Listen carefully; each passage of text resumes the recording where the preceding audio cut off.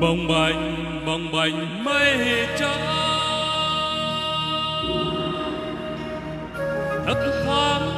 lô nhô rừng cây long lanh trong xanh dòng xưa dập dìu sắc bầu trời phía ngọt ngào cành lê em xuân chuông chim anh say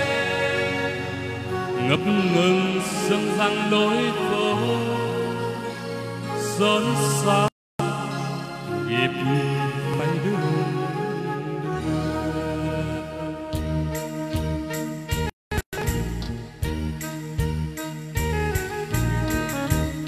vang tiếng kèn chàng trai xuống chợ hẹn gặp ai mà sao vui thế tiếng đàn môi em nói điều gì cho ta ngồi bên nhau đêm nay xa ba chiều nghiêng huyền thoại mặt trời mọc lên từ má em phố nhỏ hiện lên trong mây ơi xa ba nơi gặp gỡ đất trời bốn mùa hoa trái và một con trai hát gọi con gái đắm say phiên chợ anh về cùng em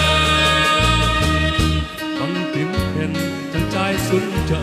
hẹn gặp ai mà sao vui thế tiếng đàn môi em nói điều gì cho ta ngồi bên nhau đêm nay xa ba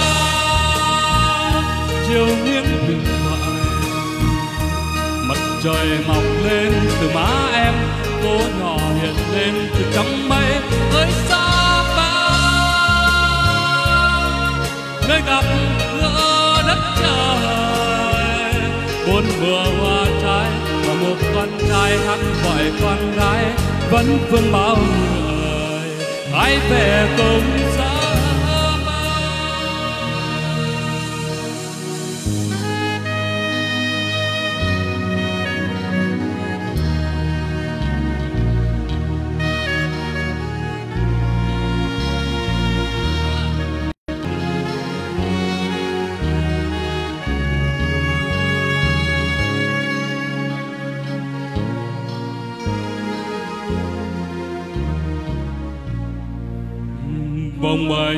bồng bềnh mây trắng thấp thoáng lô nhô rừng cây long lanh trong xanh dòng xưa dập dìu sắc bầu trời phía ngọt ngào cành lê em hái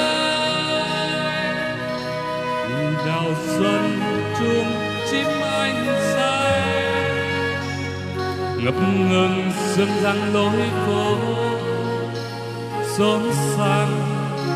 nhịp phẩy đưa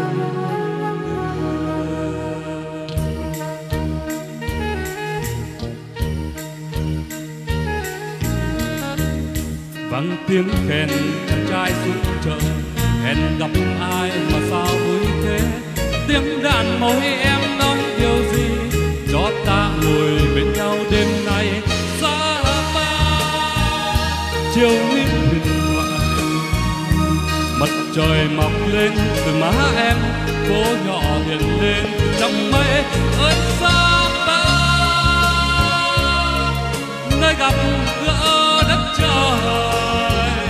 bốn mùa hoa trái và một con trai hát gọi con gái đắm say phiên chợ anh về cùng em vang tiếng kèn chàng trai xuống chợ hẹn gặp ai mà sao vui thế tiếng đàn môi em nói điều gì cho ta ngồi bên nhau đêm nay xa ba chiều nghiêng huyền thoại mặt trời mọc lên từ má em phố nhỏ hiện lên trong mây ơi xa ba nơi gặp gỡ đất trời bốn mùa hoa trái và một con trai hát gọi con gái vẫn vương bao người ai về cùng gió bao xa bay xa bay xa bay đắm say bao tình ai về